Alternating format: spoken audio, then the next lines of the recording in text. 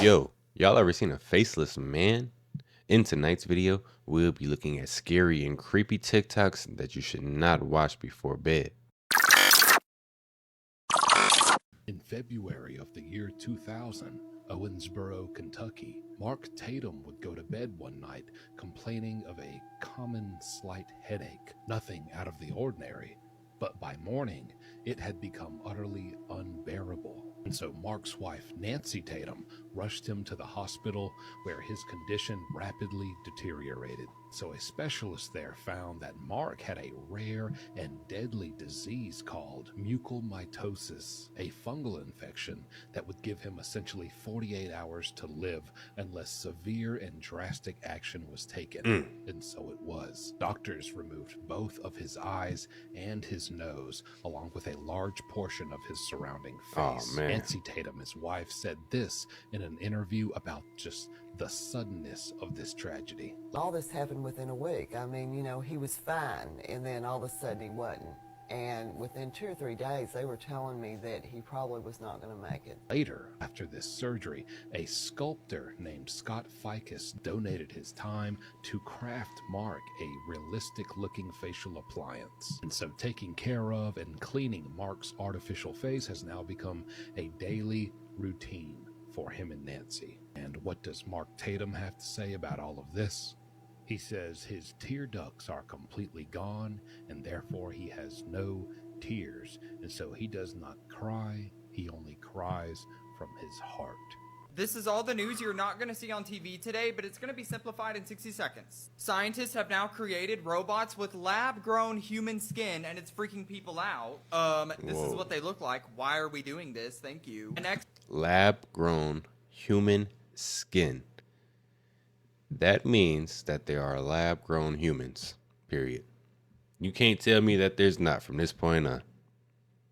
Expert is now warning iPhone users to turn their device off once a week. So they're saying that by turning your phone off once a week, it could potentially prevent malware and spyware from being uploaded to your device. So this former Starbucks employee reveals the most common mistakes that customers make when ordering.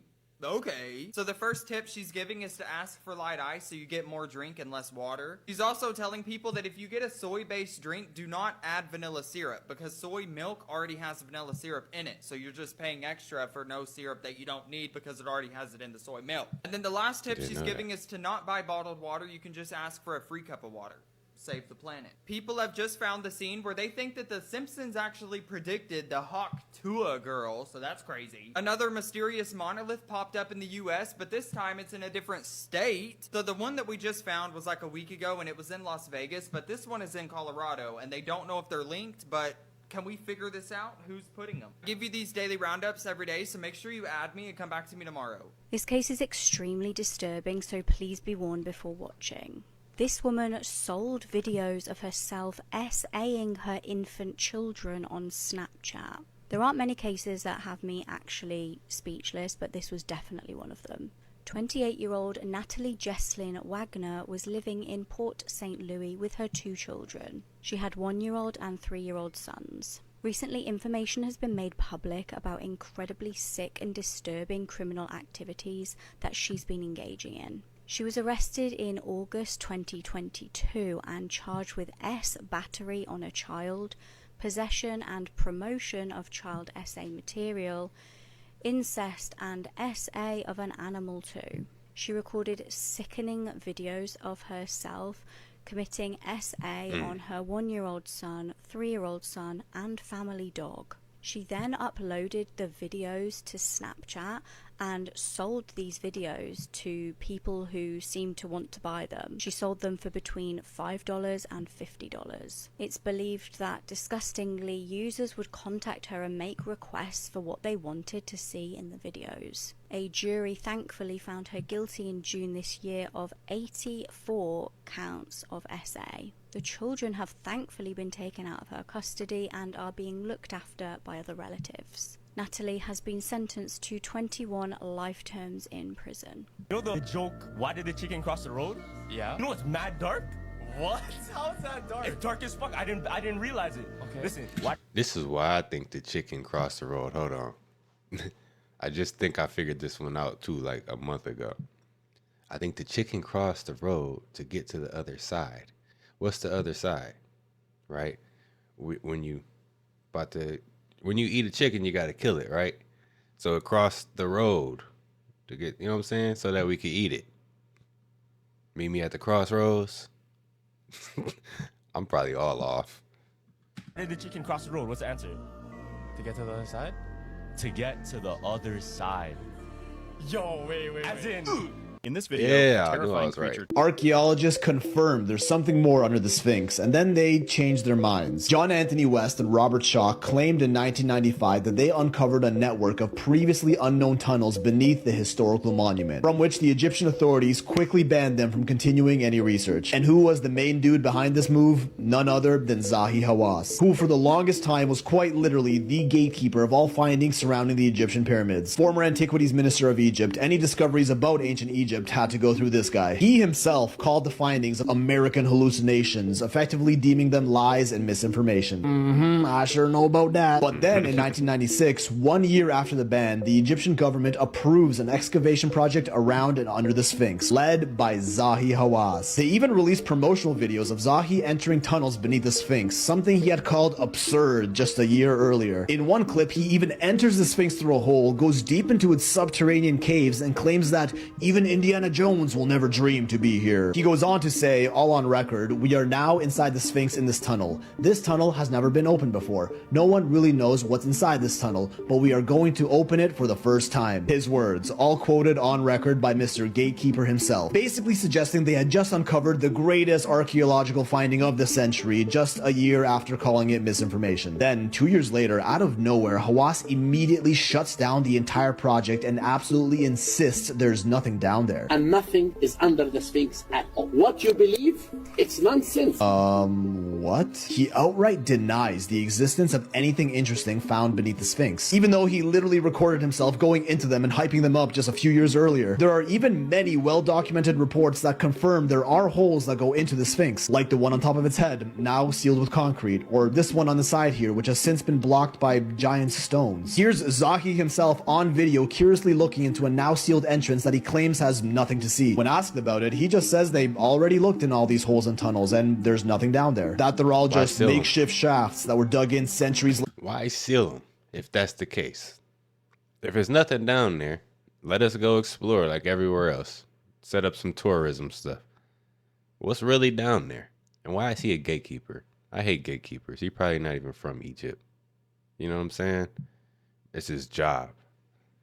By tomb raiders. But if that was the case, why block all these tunnels off like this and stop anyone else from exploring them? Even if they were just plain old boring tunnels, it's still Egyptian history worth mapping and documenting potential use cases for. Many fringe theorists claim this is part of the surmounting evidence that the Sphinx is much older than its widely accepted 4,500 years. Did they find something down there that could support that crazy theory and they're just not ready to rewrite our entire understanding of ancient history? Because they did the same thing with the Osiris shaft, a deep complex found underground between the Sphinx and the second pyramid. A series of shafts cut into limestone bedrock that goes about 100 feet underground. It goes down 3 levels, and way deep down after the third shaft they found a side tunnel, again confirmed by Hawass, who claimed it is yet to be explored and that we don't know what's down this mysterious opening. Well, it used to be open. Now it's been intentionally sealed off with cinder blocks, just like the tunnels under the Sphinx. All of these areas, the Sphinx tunnels, the Osiris shaft, are completely off limits to the public. Well, no shit, they're blocked. No videos or photos of the inside of any of these deeper tunnels have ever been released either. They just say nothing to see down there, block them off, and stop talking about them without showing us anything. The fact that these leading Egyptologists first confirm these deep underground passages exist, meaning they're not rumors, and then they go, oh, never mind, don't look there, and completely block them off from further exploration makes you wonder, what did they find down there? This girl was brutally murdered by a group of teenagers for being a goth. Sophie Lancaster was a bright girl from Lancashire. She was taking a gap year and was soon to begin an English degree. However, her plans would come crashing down when her life was stolen from her before she turned 21. She was dating 21-year-old Robert Maltby. He was an art student from Manchester. The couple had been together for 3 years and were really happy together. They were self-proclaimed goths. All right, so what is a goth? You know what I'm saying? What's it mean to be gothic? I never understood it, and I've never Googled it either. I've never really asked a person who's gothic. So I'm asking you, YouTube. I know there's somebody out there who's gothic or know of someone who's goth. What is it? Is it just like dressing a certain way, or I don't know. What is it? I'm lost here. I'm confused. Help me out.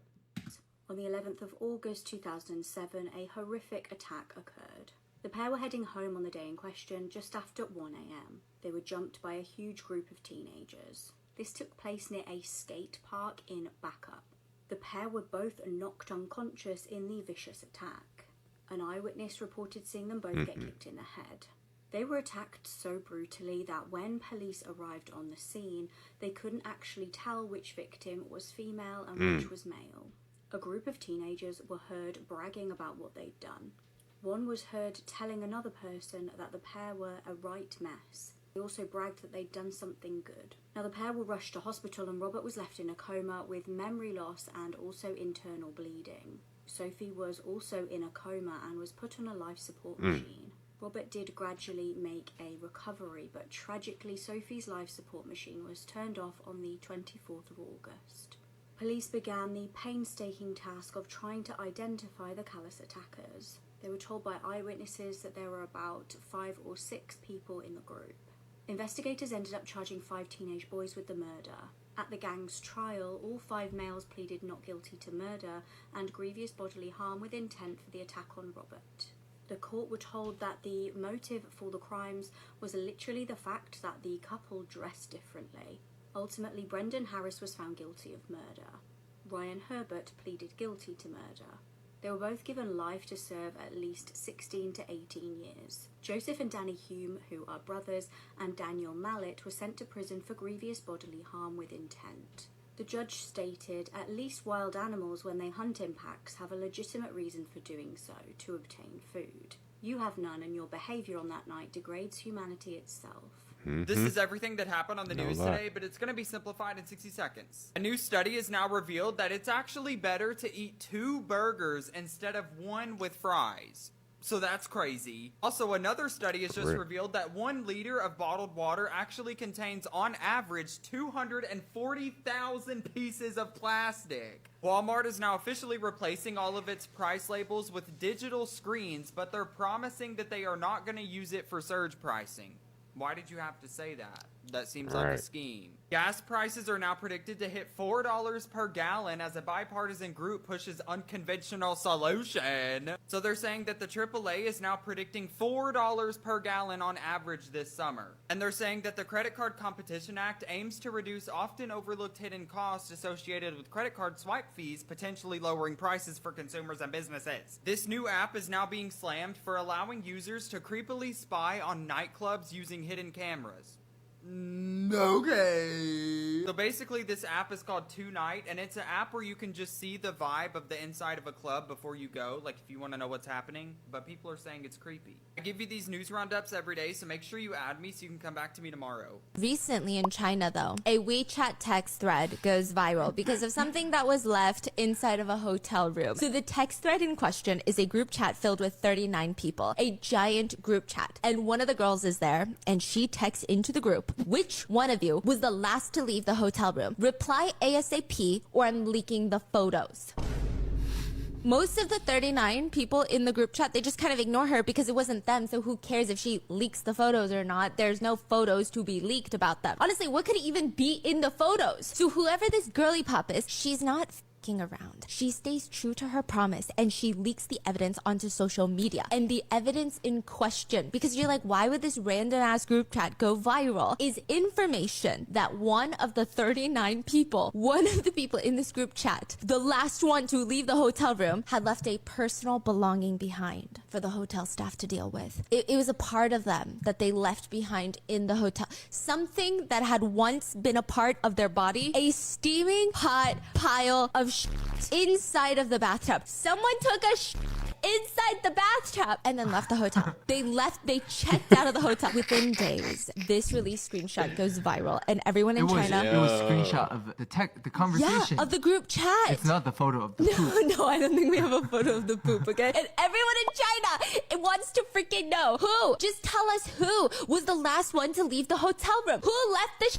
the room with the pile of in the bathtub is very quickly identified to be that of Yang Chenglong's. He's truly only the champion of that year's Chinese chess tournament. The king of Chinese chess is his title, his literal title. You win the title of king of Chinese chess. The king has sharded in the bathtub. As he should.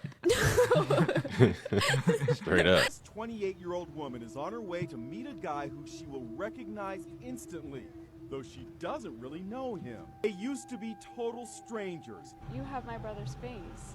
In March of 2012, an incredible surgery was performed on 37-year-old Richard Norris. Norris had spent the last 15 years essentially living in hiding as a recluse due to the fact that his face shocked and disturbed the public. Norris had been involved in a pew-pew accident in 1997 that took away his upper and lower jaw, lips, and nose. All hope seemed to be lost for him until the family of 21-year-old Joshua Aversano was found. Joshua had been unalived in a tragic car accident, and his family had been approached by doctors working with Richard Norris to ask if they would be willing to donate their son's face to Norris, being that both of the men's faces originally somewhat resembled each other, and the family agreed. So in 2015, the sister of Joshua came face to face finally with the man who now wears her brother's face. And she did, she reached up and kind of brushed his forehead and could only say, "Wow." Seconds later, she added, "This is the face that I grew up with." His nose, his lips, his teeth, his jawbone, his hair, everything belonged to my brother. How would you feel if Hair? you met someone Everything? who now had one of your relatives' faces?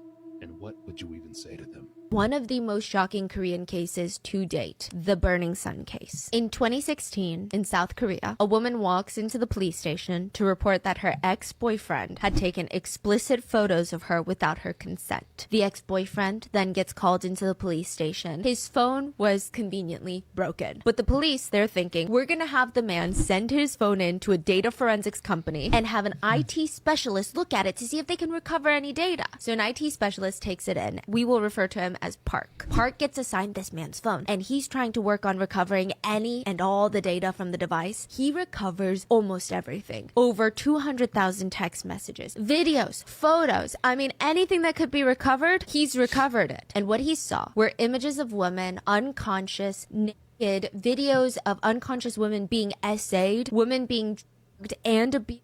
In group chats, there were prices under these women, the cost of how much it would be to essay them yourself. The phone belonged to a famous Korean idol by the name of Chung Chun-young, or JJY. Another idol from FT Island named Choi Jung-hoon, Lee Jung-hyun, lead vocalist and guitarist of CN Blue, and the biggest name of all was Lee Seung-lee from the global group Big Bang. And these messages, they revealed a complex trafficking ring operated by some of the biggest names in the Korean entertainment industry. In another group chat, the idols joke about how 5 of them gang essayed a woman the night before a fan sign event. Even high-up police commissioners were exposed to be VIP clients of this trafficking ring. Park had just uncovered a trafficking ring run by celebrities, police officials, and there was nobody that could help him. There was nobody that could save the victims because everyone at the top was dirty. But Park would secretly make a copy of every single text message. And 3 years later, it would be released onto the internet, exposing... Last week, this video...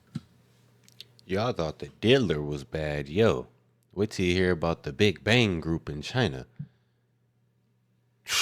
It'd be all type of rings around the world. Went viral showing a group of teens dumping buckets of trash straight into the ocean. And yesterday, those teenagers finally turned themselves in. They've been identified as 15-year-old Charles R. and 16-year-old Michael K. The group was attending the annual Boca Bash event where hundreds of people gather on their boats to party. A content creator called Wavy Boats starts filming this specific boat because it was speeding away from the event despite the huge swells, and accidentally captures them committing a crime. They captured the teens dumping 2 full trash cans filled with bottles, cans, and plastic cups straight into the ocean. And when they noticed the drone filming them, they started celebrating. Both teens have been charged with 1 count of causing pollution, a 3rd-degree felony. They face a maximum of 5 years in prison and a $50,000 fine if convicted.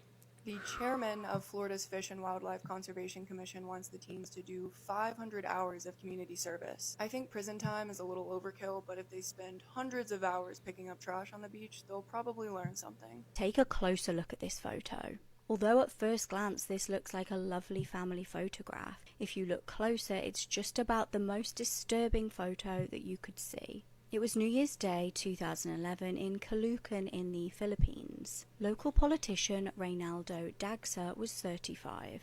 He was a member of the Peacekeeping Action Team and therefore had inadvertently made enemies with people involved in organised crime. He was gathered together with his family outside of his house. He was just about to take a photo of them all together. That's when his assassin popped round the corner. Captured in the image is a man aiming a weapon at Reynaldo. He had unknowingly taken a photo of his killer assassinating him. Milliseconds later, Reynaldo was shot dead. Now, the photo that he had taken, obviously understandably, was heartbreaking, but it was like gold dust to the investigators. They now had a clear photograph of the killer. They were able to identify the gunman as a convicted robber from the area who was out on parole. His name was Arnel Buenflor. It's believed that he took a disliking to Reynaldo due to the fact that he'd helped to get him arrested. Following the assassination, he was arrested once more. His accomplices were also arrested shortly after. I mean, imagine that, y'all. Who was the real shooter there? Nah, let me not make jokes. But that is crazy, though. Like, you taking a family picture, and then you see the guy right there. Ain't nothing you can do.